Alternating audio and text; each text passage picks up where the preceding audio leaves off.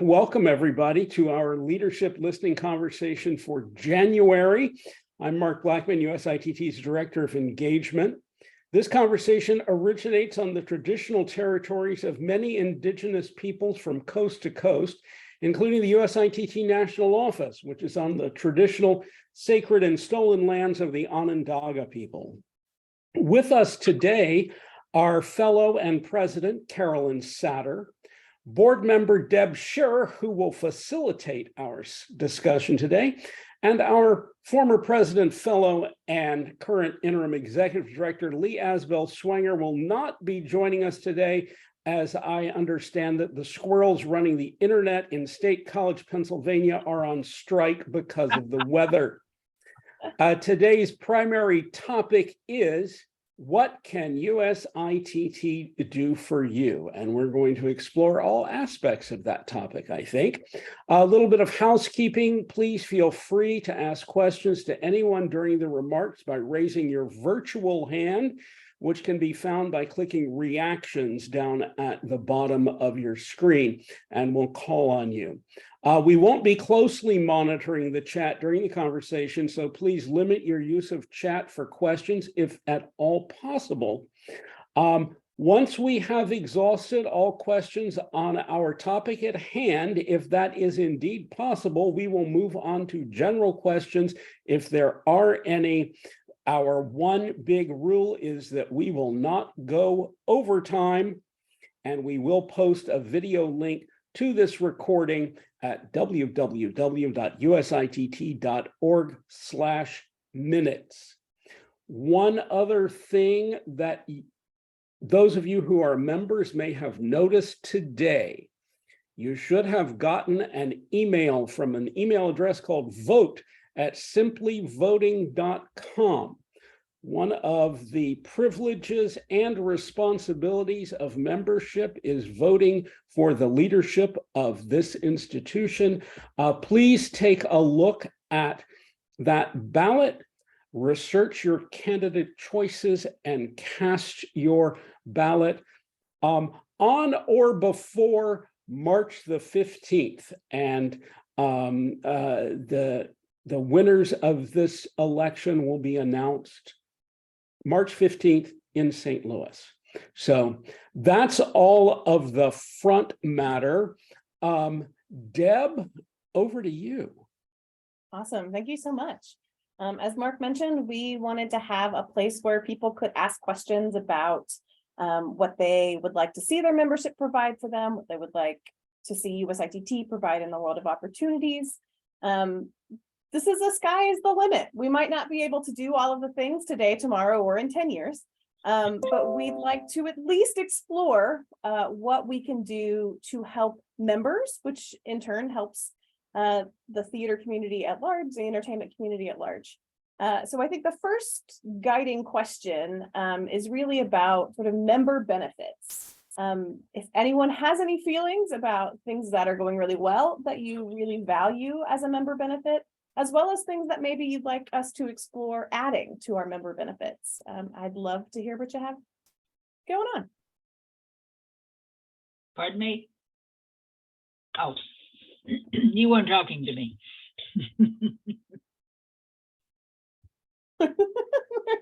You know, Deb, I really came just to see everybody and say hello and be a vocal part of the organization. But I know one thing that I think a number of people have questions on is, what value does the professional membership bring above the standard membership? Besides being more of a donation, more money into the coffers of USITT.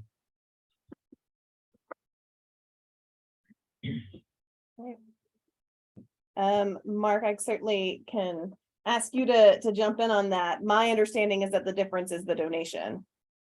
Well, I'm gonna go right back to Jack and say, what do you think it should be? I think there should be some sort of elevated membership other than just the professional pin that I got. and whether that is a larger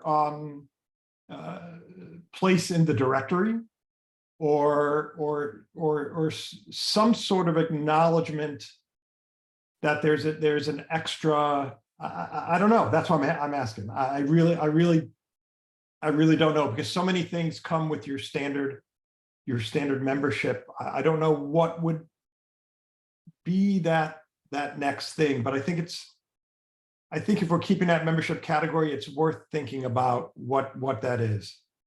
Well, I think then that sort of begs the question, do we have the correct membership categories to meet our needs? And I don't know that I have an answer for that, but I would like to hear if anybody else thinks they do, because if they do, I want to hear your answer. And we've definitely gotten forms of Jack's question before. What is the difference? And some of the things I've heard that people would be interested in having, the directory was a new one. That's a good one. Should it be that they have a larger discount on a conference, or a larger discount on any professional development opportunities through 365 training? Do they have different access to other professionals? Like, is there a way to connect professional level members with professional level members for some purpose? So we've definitely gotten that question before. That is, what is the difference? And if we can't tell the difference, should we have to? Yeah, and I was thinking, is there a difference that could be made that isn't necessarily financial? So I understand do I get a bigger discount on the conference registration, but what kind of add values are there that aren't necessarily financial? Because we don't want to steal Rob Penny to pay Paul, right? So I don't know. I don't know what the right answer is. And it's interesting, Jack. That has been one of my burning questions since I started declaring myself as a professional member, as to what I was getting, other than the potential of having a different colored ribbon on my USITT badge.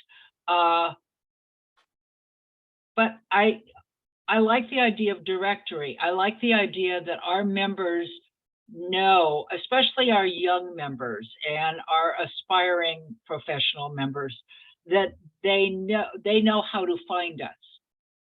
I do not think that they know how to find us yet.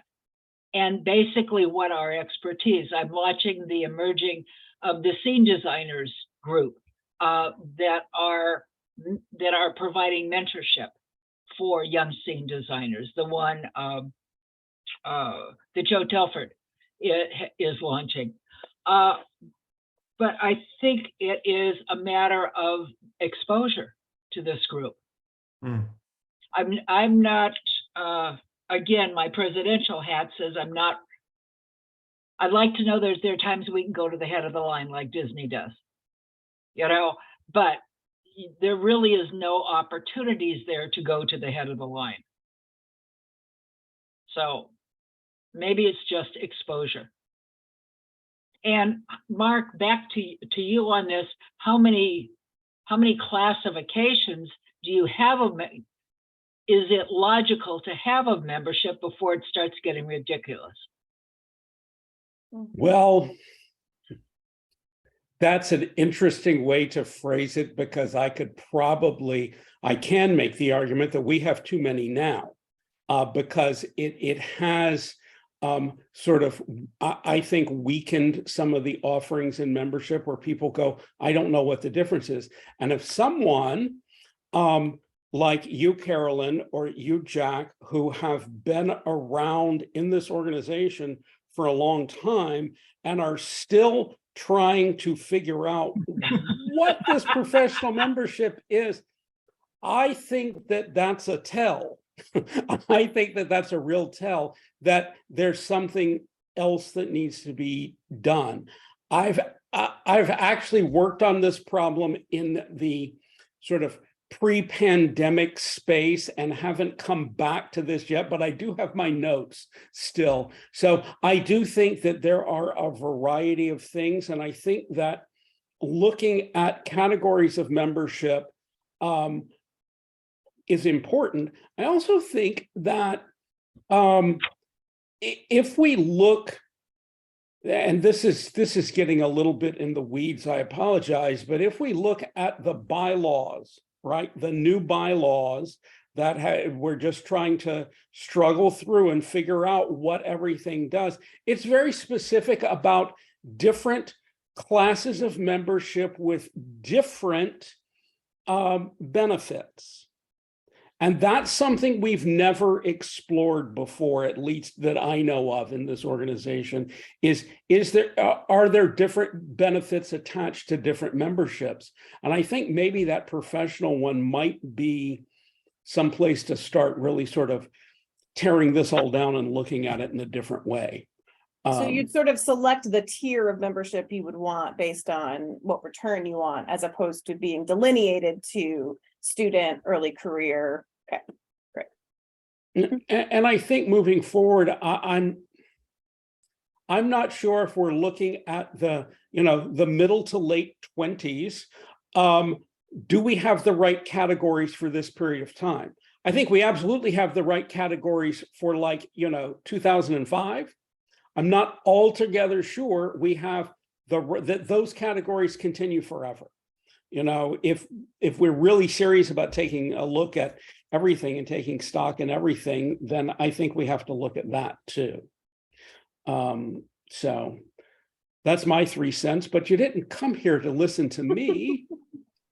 I mean, I certainly agree with diving in, and one of the things we hope to start with this conversation is, what do people need?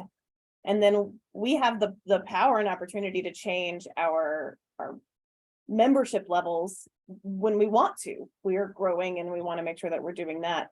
But if we don't know what members need or what members value, we can't build a program around that. So to open it up more broadly, what do you need USITT to offer, regardless of whatever tier it might be, or right now using the professional level versus the regular membership? What are you finding valuable, and what do you find is missing? Is there something we can provide that we're not providing to our members?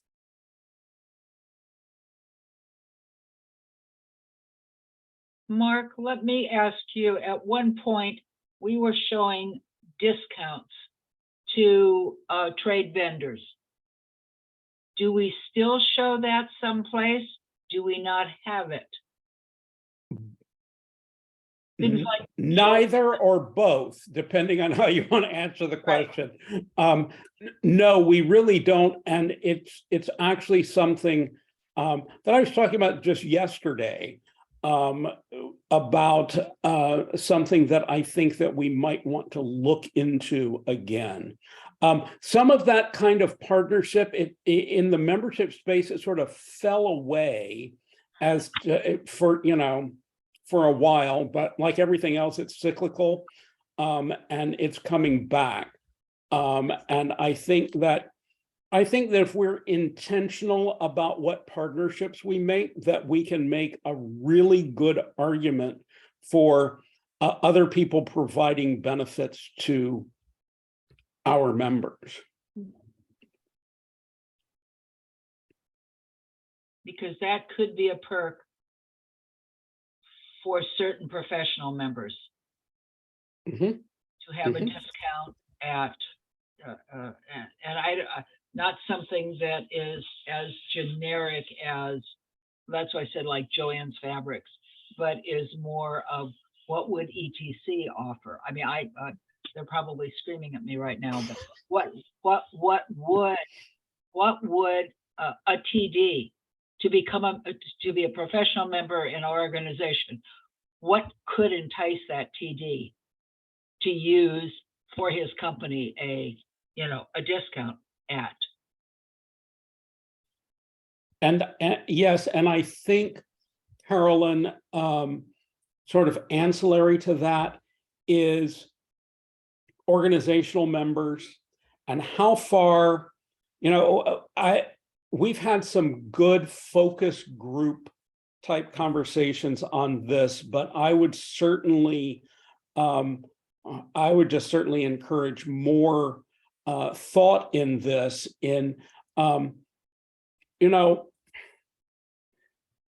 Primarily, if we have an organizational member, our contact is the person who holds the membership, the voting membership for that organization. But we really have never had a mechanism to go further into that corporation. How many people does that organizational membership cover more than one person? Does every membership, is it, one person, one vote? How does all of that work? And to sort of drill down into that, I can just, pick a company and go, how many people, they're an organizational member, how many people in that organization even know that they're a member of USITT, and can they take advantage of member benefits? If we A, define what those member benefits are, and B, tell them about it. Yeah, that's definitely come up a lot, because what happens is, like, the person who buys the expo is the person in marketing. So they're the contact, and they're not the professionals that sometimes not the professionals that we are looking for. And so all of the member benefits just sit on the table. So that's certainly something over the last several years people have been asking for a solution to. How do we make an organizational membership work for the organization, not just for the one name that's on the credit card? That is a great thing to dive into, because I've been part of the Enchant Christmas organizational membership. But if I wanted to vote for myself, I went and got myself my own membership, because I wouldn't have a vote for myself, because Kim Scott would have that vote. So yeah, at different levels of the organization, maybe there are a certain number of members as part of that organization. Smaller organizations, smaller on the totem pole, maybe it's 2 or 4 or 8 or whatever it is. But that makes a lot of sense. And we've talked about that in the realm of sort of, this happened a lot during the virtual conference, sort of a bulk buy for conference, or a bulk, an organization wants to send 20 people. Do those 20 people need to individually register and fill out a form with their HR department so that they can do, like, how could we as an organization potentially make it easier for a company to send large groups of people? Is that an organizational benefit that we offer to them, is to make that road a little clearer and easier to follow?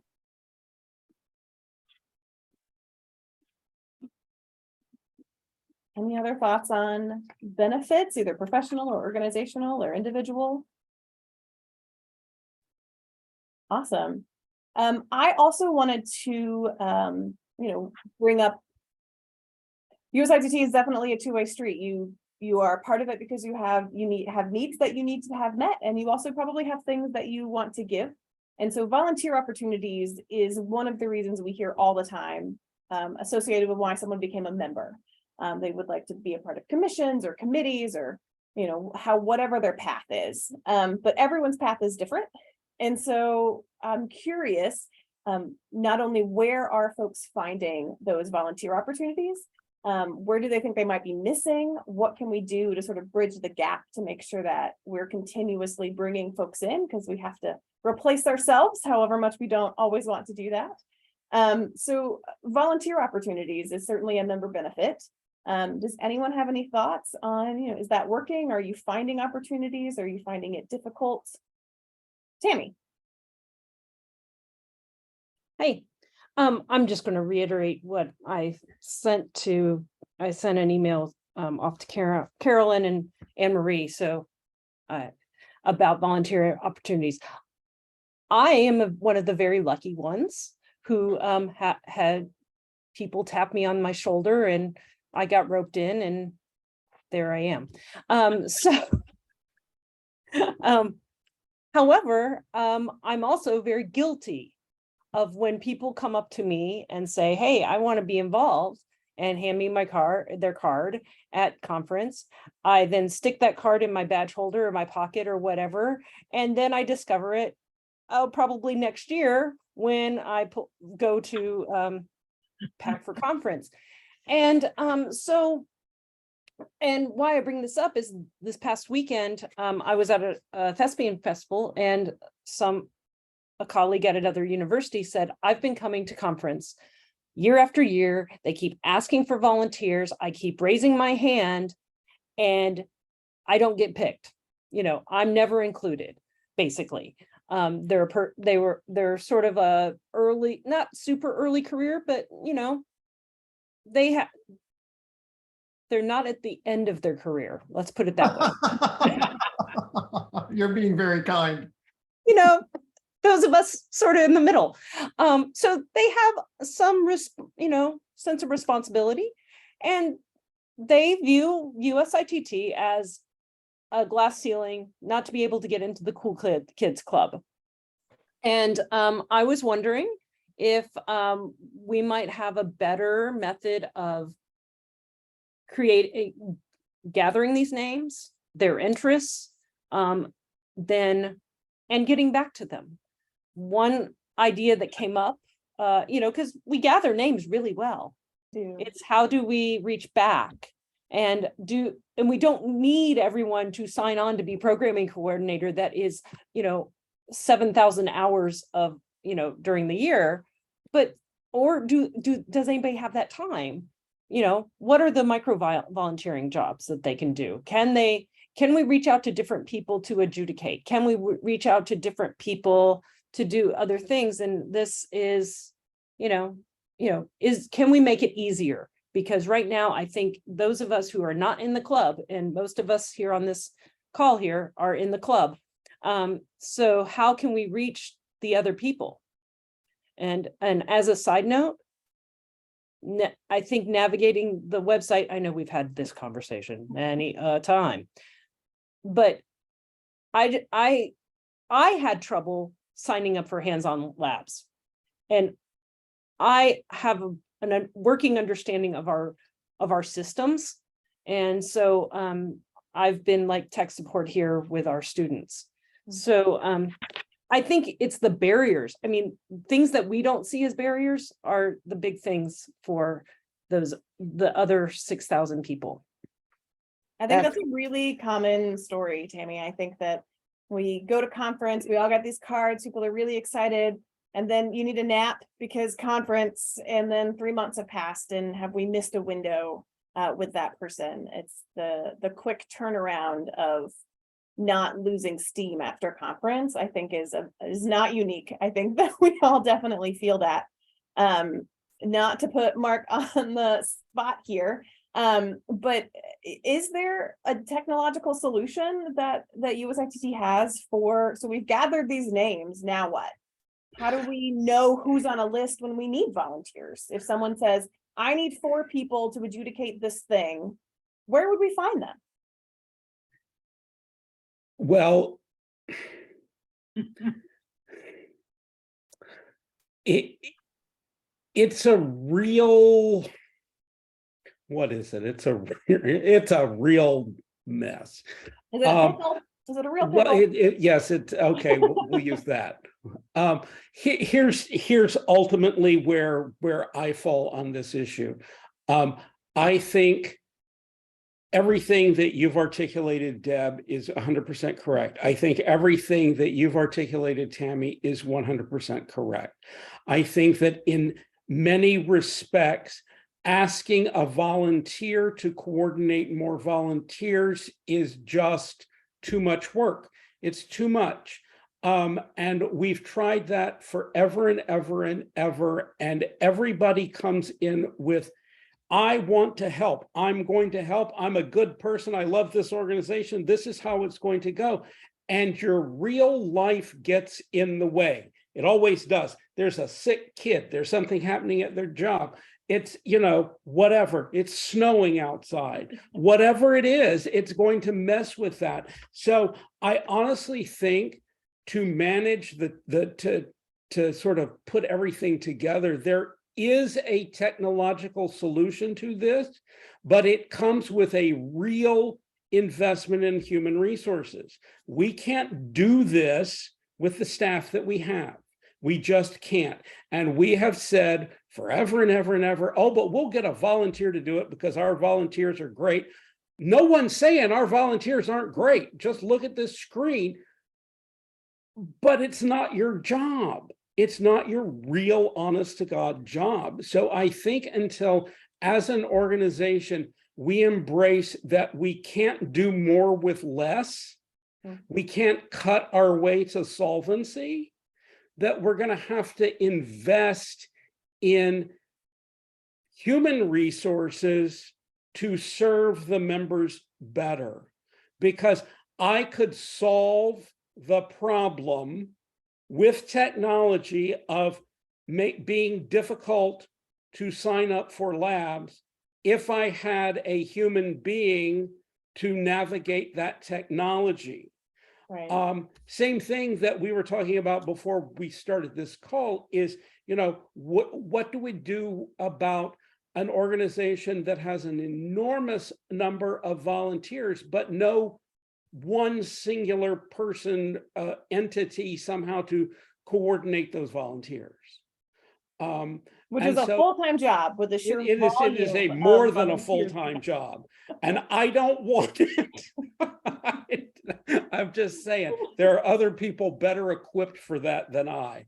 But it's a definite need. It is a definite need.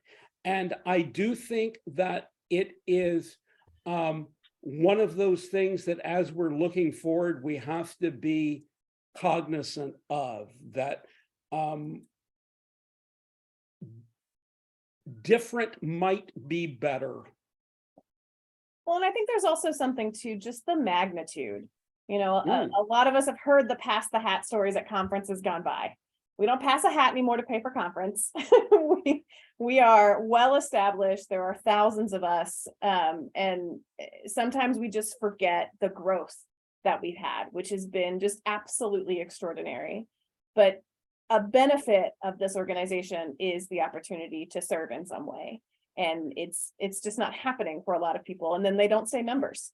There's not that relationship happening. So some of this is, you know, it's operational, I think. I think you're right, Mark. It's hard to have volunteers coordinate volunteers who then coordinate other volunteers to coordinate other volunteers. Then it's a lot, and real life sort of gets in the way. So not wanting to throw more on to operations, but I think we're just too big, and there are too many people desperately trying to get involved to not really have a hard conversation about doing this better, because we can do it better. Well, and before we go to Tammy, I'll just say one other thing is that it hurts me when I hear the stories about people who go to a meeting that somebody else says, you need to go here, and then those voices aren't being allowed in. And I think certainly in the office, I don't know where this lives, or who owns this, or how necessarily to fix it. But I think it needs to be fixed, and I think knowledge of the problem before it festers, would be very helpful. I'll stop talking, Tammy. I think there's some easier. I agree with you that we are large. I mean, we have doubled in size since 2009. So that I'm not discounting that. I'm thinking there might be even some easier, less complex ways of what if we have Google QR codes and Google Forms for each of the commissions. And so when somebody comes to a commission meeting and says, I want to be involved, they have a Google form, and all of that stuff gets put out. The commission leadership, which is a group of volunteers, but there's the shared responsibility amongst the volunteers in commissions, and who also are looking for more. That's where we're getting the grassroots stuff. I mean, we're often looking for someone to adjudicate from costumes. And so costumes commissioner is being asked, who do you have? And they're going to turn to the same people that they're usually asking, because those are people are in their mental Rolodex. I'm just looking at other ways we can expand our normal mental Rolodex. And if we just know that each commission has a Google spreadsheet that they know, okay, these people indicated they wanted to be involved when and there could be a little, just more of a grassroots. I'm not asking the office to take on more, because I know there's just not the capacity there. But I think there's some organization within commissions that might be able to happen, because ultimately we're all a member of each commission, and we're all members. I both agree and disagree with you, Tammy. And so I want to push back just a little bit we have certain commissions who do really wonderful work, and some commissions who don't, to not put any icing on it, don't.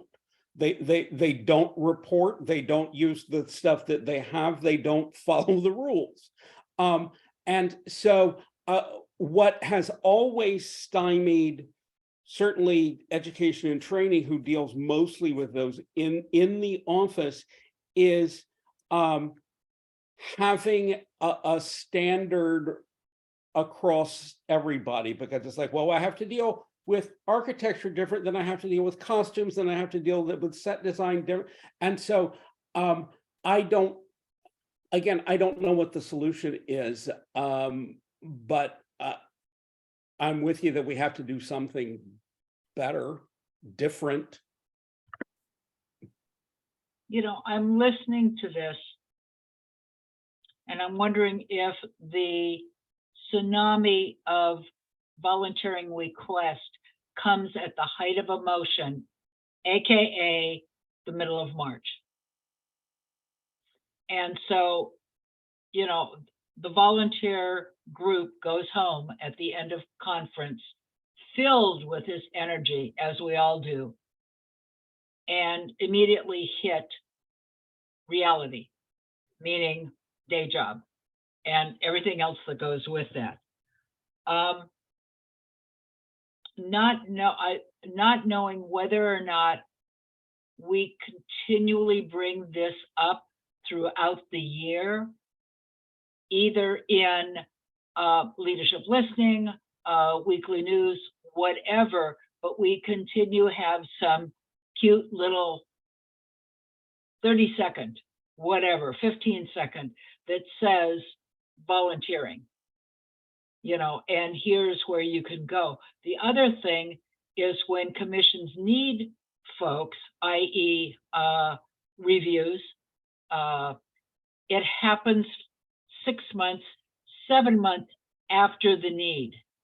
And I think when we look at the volunteer situation, we need to realize that that happens, that there is this drop off that there is no need for until the system starts kicking up again. But the ideas coming out of here are great. And I think somehow we need to be able to incorporate this. But I think there's also the reality that says, let's look at timelines, let's look at, and maybe before, maybe in October, November, we then push out a, hey, this is coming up. Do you have the skill sets we could use you? Maybe those needs when they come up. I don't know. It's just coming off my head. Yeah. Jack.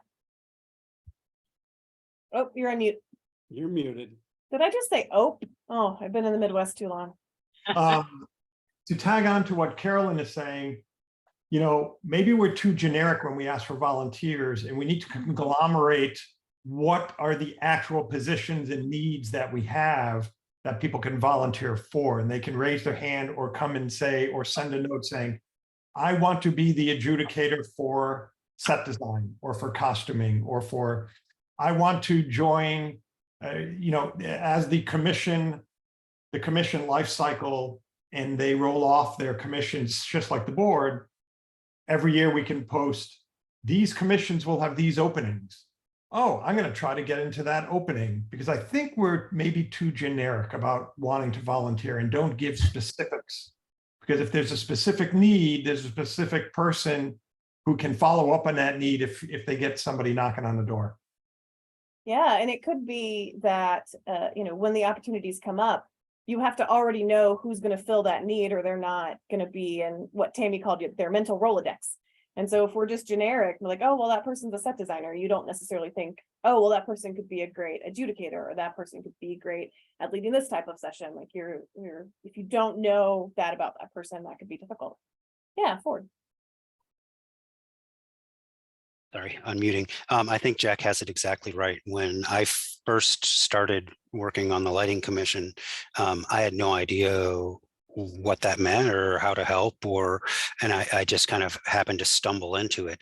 And I think that I would have been much more active, possibly much earlier, if I had known. Oops, that was not what I meant to do. If I had known what exactly was needed. So instead of coming in and going, okay, I'm here, what would you like me to do? I would have been more likely to jump in saying, oh, they need somebody to do this. I can do that. That would be a bigger draw, a faster draw. That was it. Well, and maybe a challenge to commission leadership prior to conference. And this is where I'm too late in the game on this one right now. But to consider what is available in each of the commissions, what opportunities are there. But I think Jack's nailed it on the head on this one, is that we are way too generic. We also have people who volunteer that are all levels of their professionalism. And I think there needs to be a recognition. If you are a newbie coming in, this is what is available. If you are not even a seasoned designer, but if you are an accomplished designer, these are available.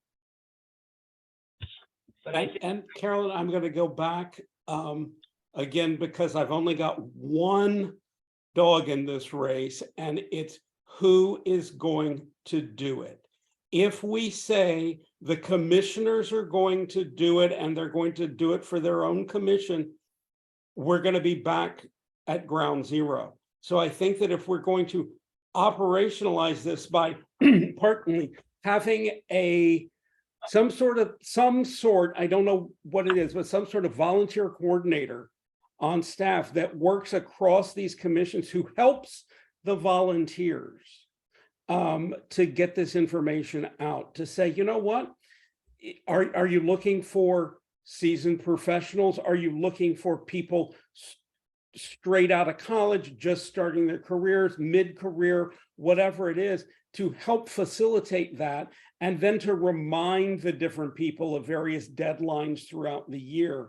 And that goes back to the real human resource piece. But I think that what Jack says is really at the very essence of a lot of this.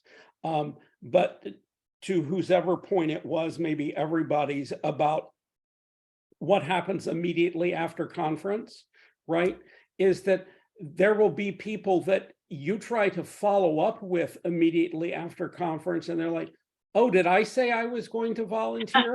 So it's again, because they forget too. I was caught up in the moment. Right, exactly. So, but if it is not just at conference, but a year-long, really tactical, laid out program to enhance the volunteer experience, then I think that's, terrific. And commissions are certainly a great way to start, and it's how a lot of people got involved. That's not how I got involved. So I have a very different sort of path. But I think about when I prepare for conference and I run the resume doctor's booth, and I've run it since almost its inception. And I still don't know who I'm not getting to. I meet people every conference that are like, if I had known this was a thing, I'm like, it's in the emails, it's on our social.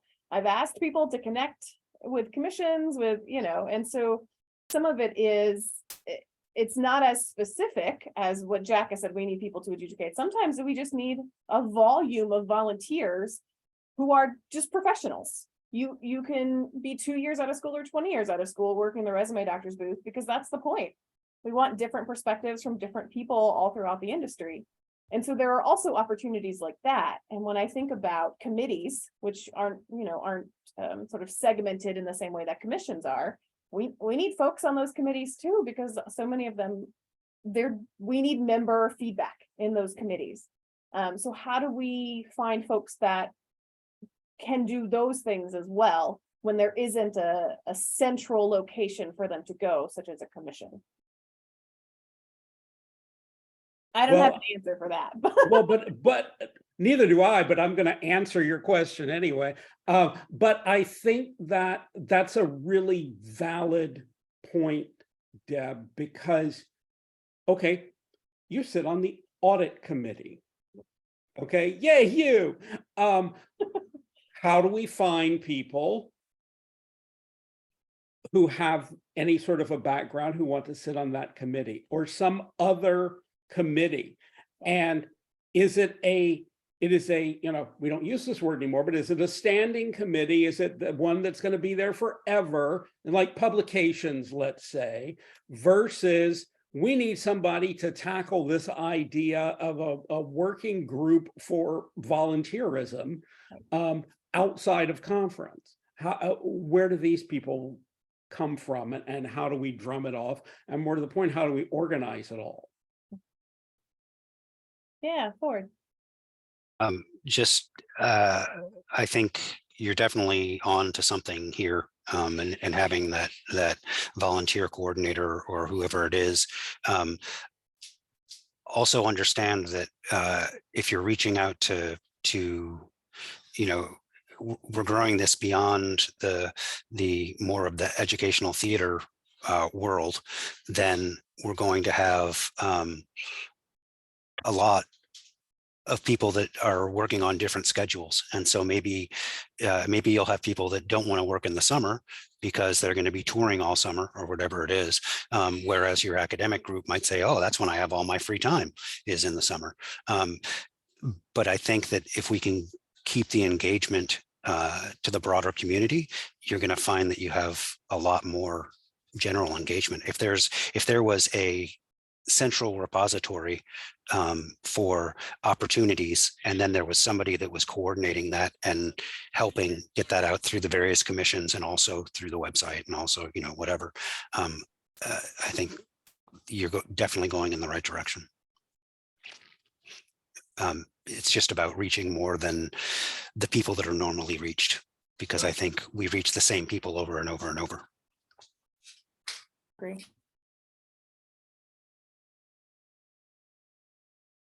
Any other thoughts on finding opportunities, or if there are opportunities USITT should explore for our members that maybe we haven't?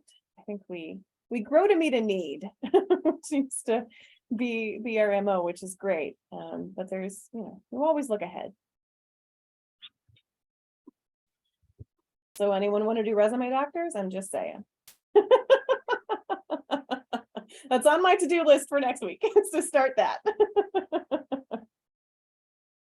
Well, I think if anyone has any lingering thoughts about member benefits, certainly bring those up, or opportunities. But if we wanted to spend some time, as Mark mentioned at the top, just on general, does anyone have general USITT questions or concerns?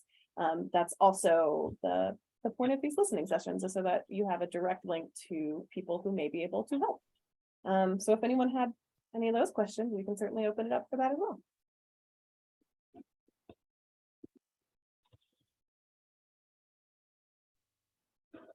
Come on, nothing. Mark, how far away is conference? How many days?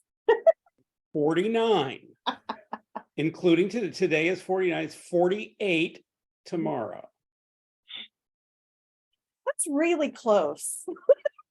Really, I hadn't noticed.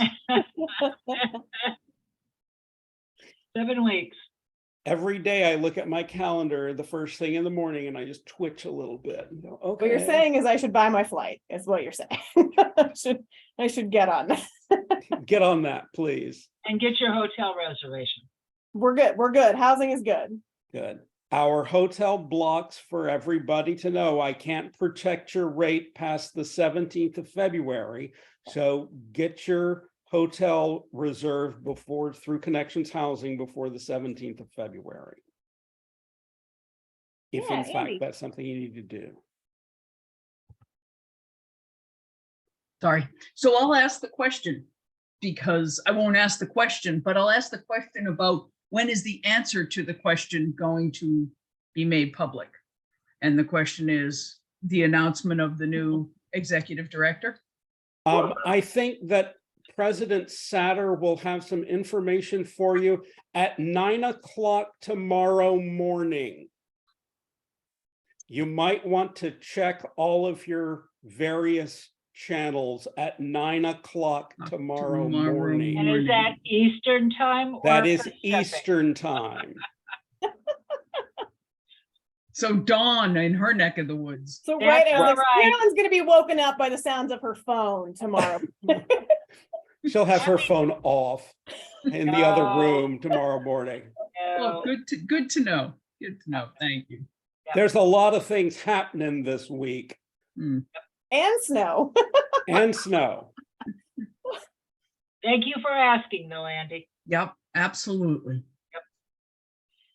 And in case anyone cares, we should have the audit to review this week. Yes, Yay. at least the preliminary. Well, awesome. You've given us a lot to think about. This is not a one and done conversation. No. We continue to grow, we continue to change. Commissions change. I feel like some have 6 commissioners, some have 15.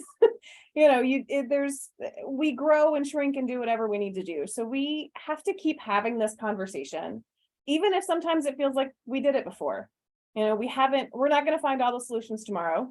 We're going to have different resources today than we'll have in 18 months. You just never know. So we want to keep this conversation going. So anytime there's a listening session or anytime, volunteerism comes up in commissions or committees, in conjunction with work you're doing with the staff or with education, we want to keep this going. We push and then we sort of go about our lives, and then we push and then we go about our lives.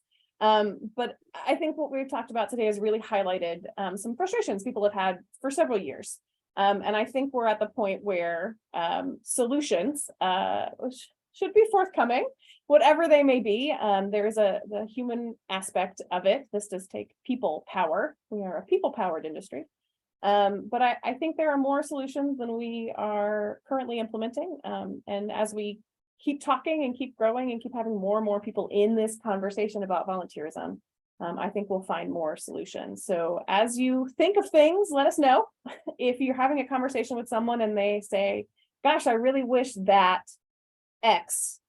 We've got a large, wonderful staff, putting Mark on the spot, ready for your emails about volunteerism. So, we can't do anything if we don't know anything. So I really appreciate all of you spending a little time with us today.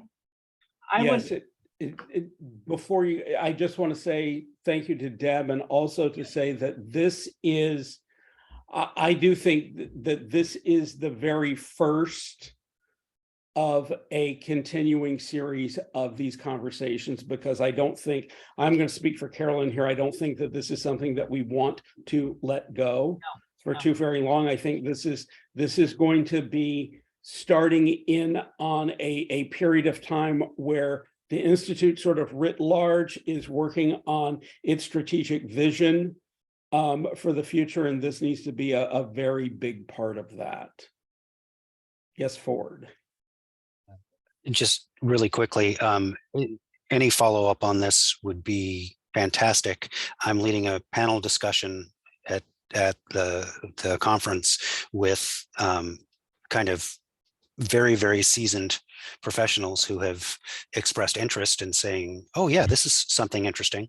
And it would be easy to reach out into the industry and find people who are willing to do things if they knew what to do. Great, thank you. Before you mute, would you give the plug of when you're presenting this at the conference? Yeah, sure, if I can remember. I believe it is Friday morning. Oh, actually, it's Saturday morning. My panel discussion is Saturday morning. It's on large format and concert lighting design. So I've got Suna Routhier, who is the super hot designer right now, did Coldplay and other things. Matt Kaminsky, who is a great working across different formats of design, doing lighting design for theater, concert touring, one-offs.